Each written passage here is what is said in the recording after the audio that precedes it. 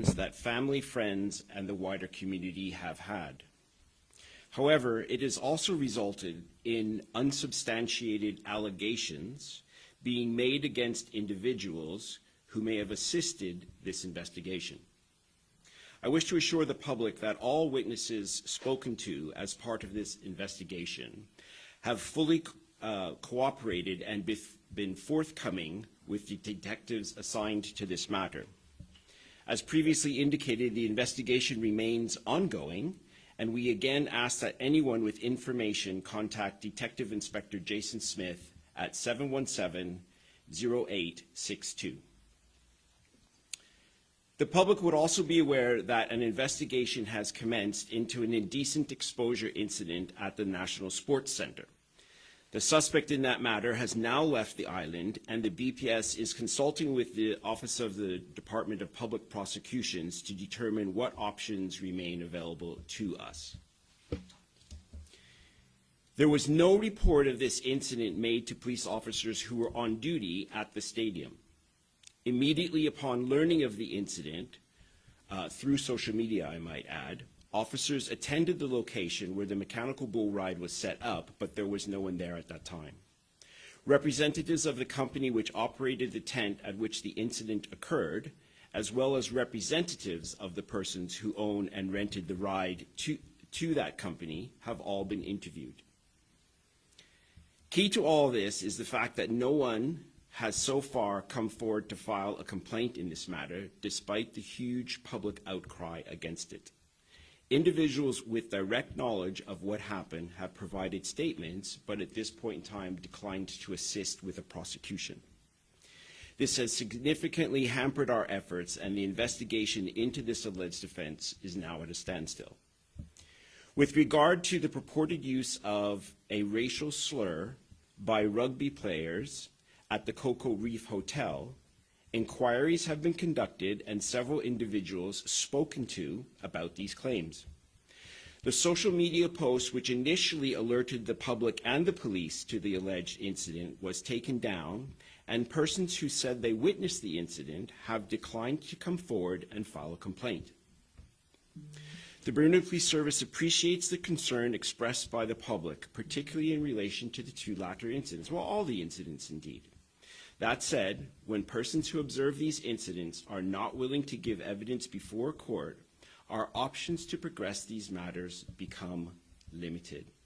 And I would like to just invite any questions about any of these events. Members of the media, please identify yourself before you ask your questions. Thank you. Come towards my travel into TNN News, sir. Thank you. First question, what took the BPS so long to come to a conclusion with information that was circulating months about a specific taxi and the individual? Right. So first of all, road traffic collision investigations are fairly complex matters. And particularly when no witnesses come forward, it just requires us to put a forensic case together before significant sort of progress, arrest, and charging can take place. So that's an issue in this particular case. The taxi was alleged, the owner of the taxi was Premier Burt. Was the Premier questioned about anything to do with this accident? So the answer, normally, that's not a question that we would answer directly. So let me just say that all individuals' questions have come forward with information and assisted investigations unequivocally.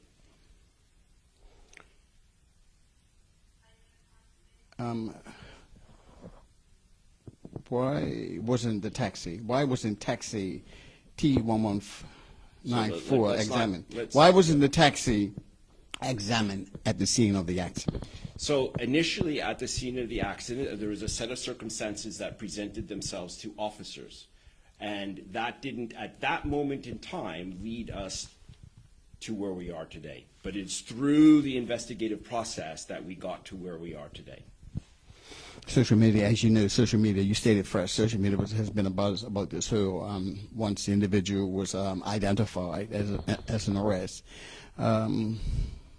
social media accusations on social media, I should say, was indicating a cover-up by the BPS and the government. What do you say to that? So I just want to strenuously deny that. An investigation was ongoing from the moment this incident occurred. It was hampered by the fact that there were not witnesses or CCTV that covered the incident initially, and it required forensic experts to kind of assist us in making the determinations that we have. And I want to also be unequivocal in asserting that all individuals when questioned who have come forward have assisted with our investigation. My last question, what has the BPS learned from this investigation that you could have done better or different? I think there's always learning that one can that can occur around in investigations. I think it's too early to say what exact lessons could have been learned or should have been learned, and we remain open to that. We're a learning organization. Again, as I said, key to us getting where we were today was the assistance of an overseas traffic collision investigator, and it was a very detailed scientific process that helped us to get to the space that we are. But crimes where there are no witnesses, no CCTV of the actual incident, and nobody coming forward to tell you what happened are going to be difficult to investigate in all circumstances. My last question. This individual was the one that done the 911 call, the man in question. So that would be... Can you confirm or deny that? I cannot. That's too much into the investigation. Thanks, Commissioner. Just to clarify, are you stating that Premier David Burt did come forward with information regarding this investigation? The best that would be appropriate in these circumstances, all individuals contacted have been assisting the police. And Premier Burt was one of those people contacted? The best I can say is that all individuals contacted have been forthcoming in assisting the police with their investigation. Thank you. Regarding the incident involving the individual with indecent exposure, are you cooperating with officials in the UK or another jurisdiction to further the investigation at all? Or? Not at this point in time. I actually don't have the answer to that question. Okay. Yeah.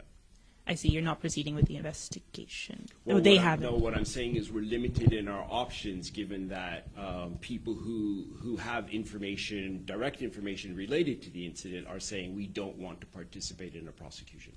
Did they give a reason for that? No.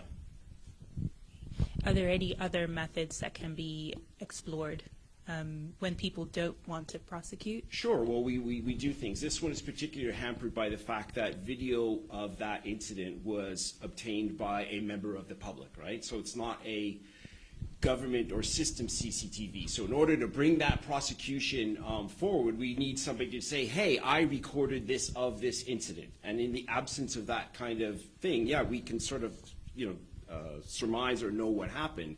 But our ability to present that in court to reach a standard of beyond reasonable doubt is significantly hampered. I'm hoping you can also, just going back to the murder investigation, you can dispel... Sorry, the road traffic... Yes, correct. Okay. There was a notion that, a fairly inexperienced PC was assigned to that case, and within the last couple of months, a higher-ranking investigator came onto the case, which subsequently led to an arrest. Is that true? So in terms of this series of events, the officer who's a member of the roads policing unit is a very senior roads policing officer. He's a traffic collision investigator. There's a couple things that happened. Obviously, this was caused a bit of concern within the community.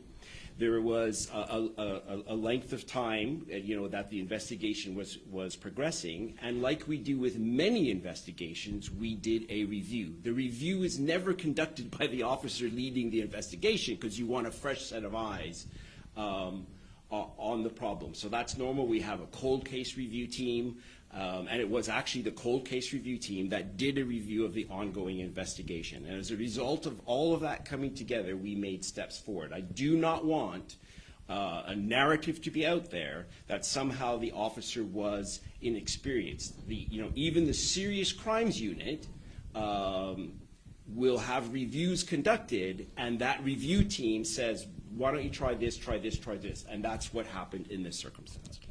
And was the team adequately staffed? Yes, yes. Okay, and just lastly, on the racial slur incident at Cocoa Reef, is there any CCTV featured in that case? Not that I'm aware of. Did those alleged witnesses give any information as to why they declined to proceed? Not that I have. I just know that investigators contacted them, and we are where we are today. Okay, that's it for me. Thank you.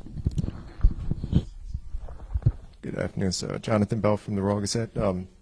Presumably both the rugby incidents, they're pretty much dead in the water until, if someone chooses to make a complaint to police, does that revive either of those? Sure. They can revive. Obviously, I don't even think the individuals involved at the Cocoa Reef hotel, that alleged allegation, are known. Certainly, I believe the gentleman at the National Sports Stadium is known. And if we get sufficient evidence to proceed, we can. Bearing in mind the individual's not in the jurisdiction, and you're not going to extradite somebody for a summary offense, right? Yeah. Thank you, sir. Yeah.